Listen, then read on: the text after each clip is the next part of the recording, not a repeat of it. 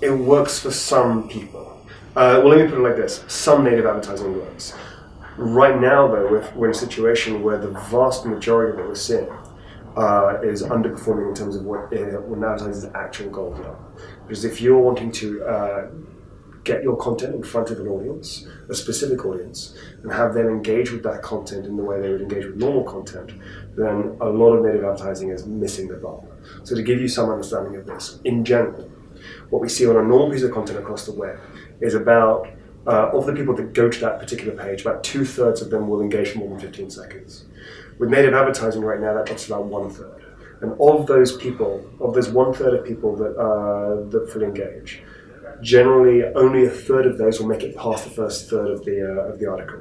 So it's your rule of thirds with native right now. So what you have there is a situation in which advertisers are buying one thing, and publishers are driving traffic to content. But once the people are there, they're not necessarily reading their content, and so it's advertisers' goals are failing. As a corollary to that, just one of these things, this is not all on the publisher. This is not a problem for the publisher. The publisher is doing its job in terms of driving an audience, ideally its audience, to that content.